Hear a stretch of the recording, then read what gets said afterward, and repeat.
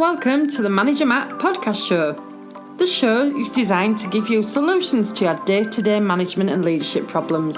It's hosted by Matthew Haddock, a frontline manager and leader with over 25 years of experience.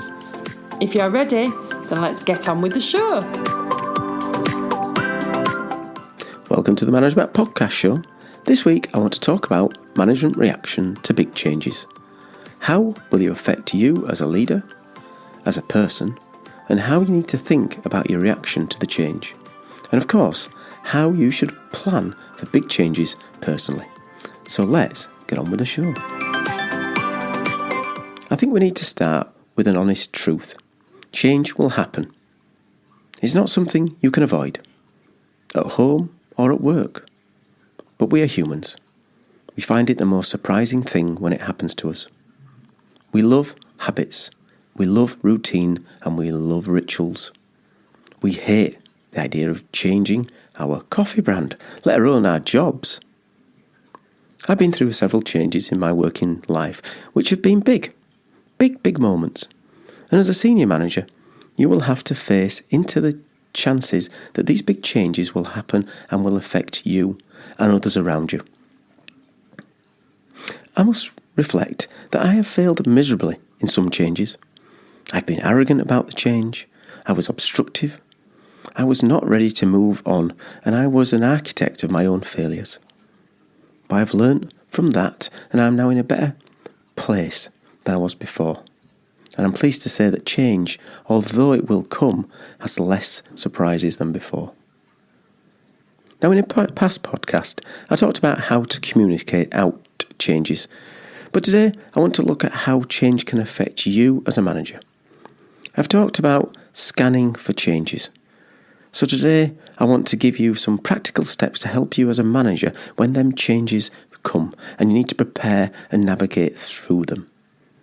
In a lot of ways, people seem to think that the senior person are protected from these feelings, that they, in some way, are aware of the change before it's come. They're not affected, as they knew it was coming. Let's make it clear. It's only normally a handful of very senior people who will actually know when big changes are coming. This is part of the due diligence and rules around stocks and shares that we all play a part in modern worlds because they can't give the message out to too many people. Because of this, you need to know that the managers themselves will probably be given a brief with very little time to prepare. They would be trusted at some point, but not right at the start of these decisions. And you can't guarantee that people aren't going to speak, so they're very much around not giving out information too soon because it can get leaked. And in most cases, the higher manager is brought in really when the deal is done, when the change is coming. They're 99% sure that the plan is there, and there's need to communicate out the plan to the mass workforce, and that's where you as a manager will probably play your part in it.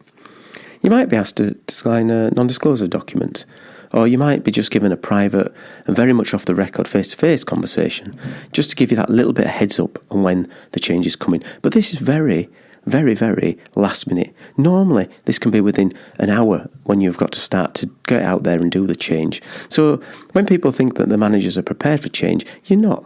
We know that we're humans and we're going to have those communications being pushed upon us. And then you swing into it as a manager. You swing into the communication rollout, and you've got to be the face. It's become a lonely place, especially with a lot of distant HR models where you don't have that person with you. You can sometimes be the only person there to communicate out a message you've only learnt yourself. So let's take a moment to think about you as a manager and as a person in the change. In some regards, people expect a stoic response, a clear head, and leadership.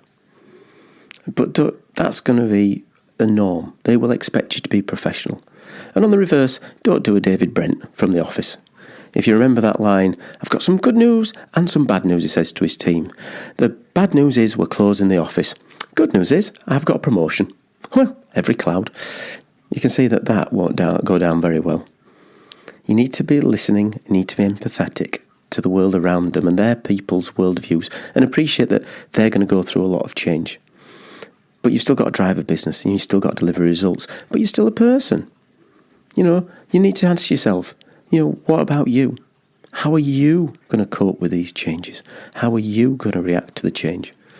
And it can be very difficult. Some good leaders do put in sessions where they'll have a senior leadership team together just to catch up. How are we feeling?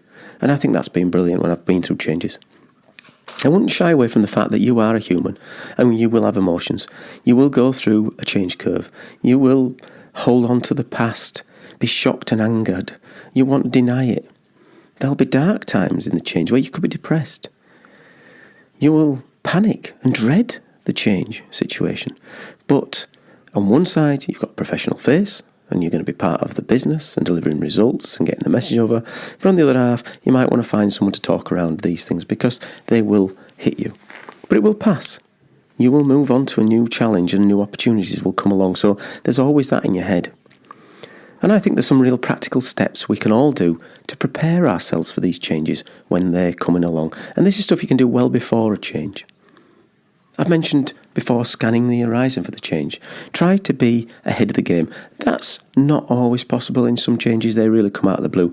But other times you can get a sense of what's going on in the marketplace. We said before about orders dropping and things changing. You can see those coming, so you can get ahead of the game in regard to what you personally may do in the future. And keep your network fresh. Your LinkedIn, your old contacts. Make sure you've got email, phones, text.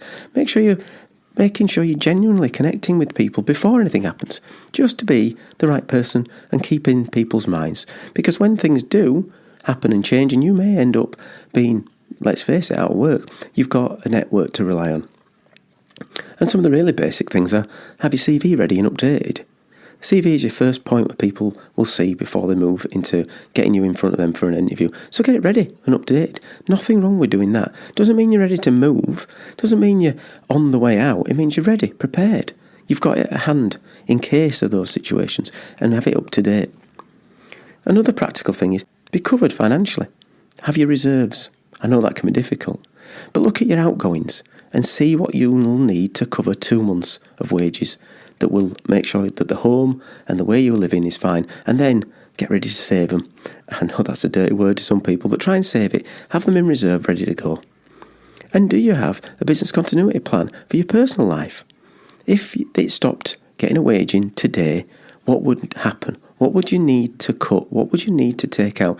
Do you need the Big Sky package? Will you need the full broadband?